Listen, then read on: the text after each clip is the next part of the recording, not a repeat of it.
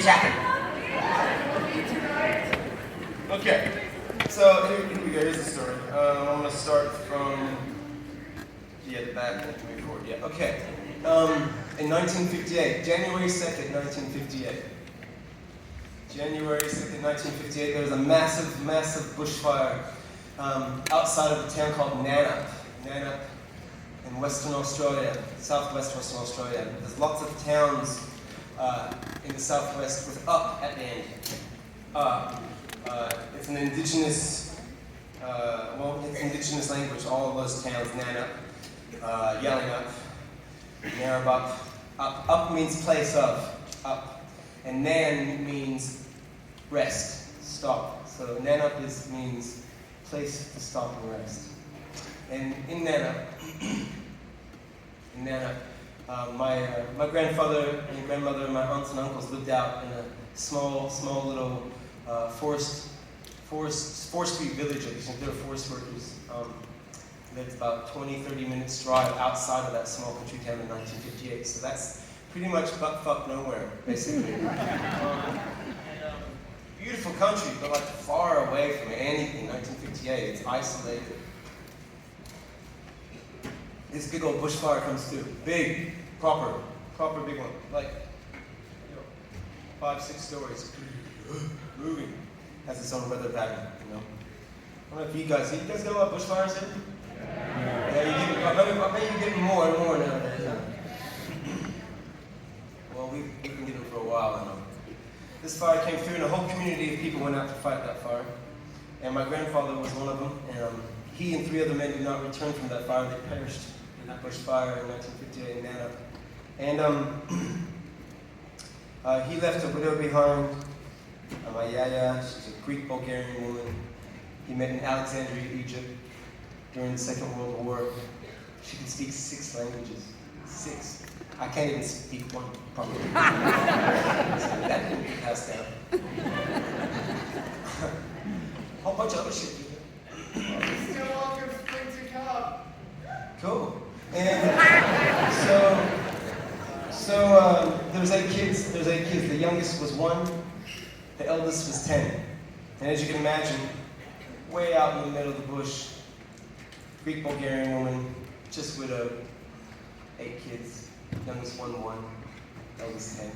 You imagine it's like a schism that happens down your line. It's like fractures that pane of glass. That is your mob. That is your family.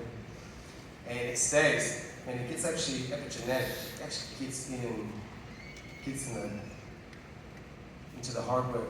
And leaves you all predisposed to all kinds of lovely shit. Anxiety, depression, bipolar, the ADHD, all the good shit, all the fun stuff. So my family's kind of been rife with it. We've been mending those wounds for a long time. Stuck with us. So, coming back to the present, or a few years ago, I was at my dad's house. My dad's been a bachelor for the last long. My dad's passed away. He passed away a couple years ago. But when he was a bachelor for a good 30, 40 years, and I was at his place, and I said, "Hey, Pops, before I was gonna go home, I was like, hey, let me cook you some breakfast, man. Let's start the day. How about we eat some food in the morning? Let's try that." And he's like, "No, man, just let me get started. You take care of you. I'll get started. Just let me get started." I'm fucking up. Okay, I'll get started. How my dad gets started? My dad has had chronic pain. Chronic. He was a carpenter for most of his life, and he's fucked up. He's all fucked up. And so how my dad gets started is he pops open a methadone tablet, swoops it down with some coffee, and lights a cigarette. And I knew he was on methadone for decades, but I'd never seen that combination. I was like, holy fuck. That is a breakfast of champions, Pop. You sure don't want an egg to wash that down? No, man, I just got started. Okay.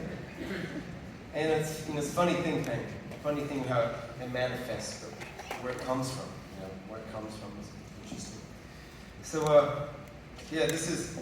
I left him that day. I drove 3 hours down south to the southwest where I still live, to Wadandi Buja, that country there, an hour away from Nana. And this song just fell out. This song just kind of came out. And it's about my mom. So it's called Coffee, Methdone Cigarettes.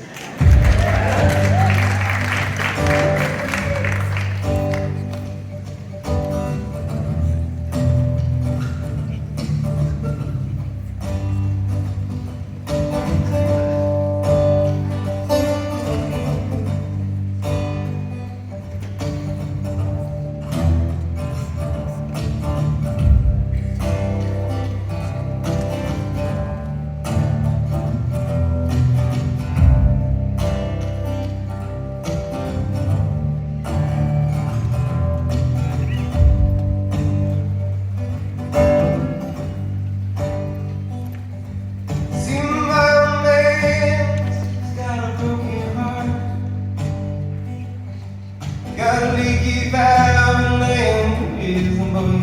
You trace it back to the start. And that big old fire came towards the Nana of town. That greedy thing burned more than the bush down. You can bury the dead and try to forget. You're still waking up with coffee with the dawn.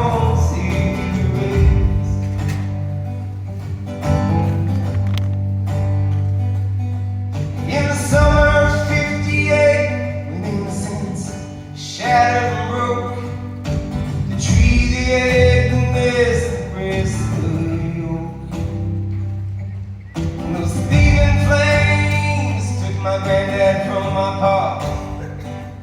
And ever since then we've been mending all those scars. But the bandages and ointments ain't done yet. Still waking up the coffee with the dawn.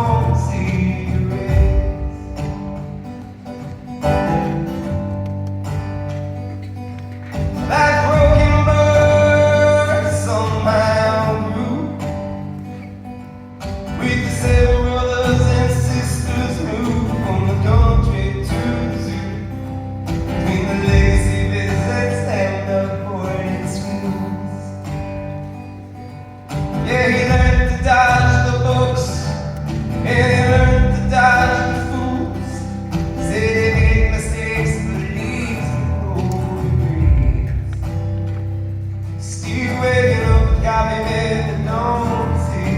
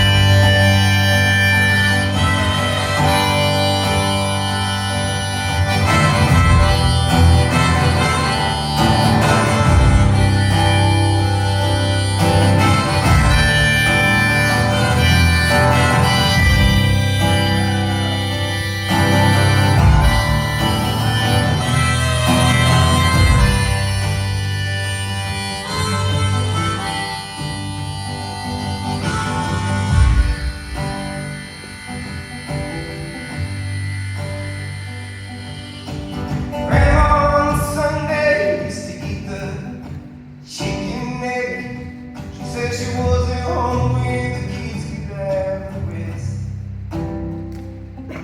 When those kids grew, they learned just what she'd done.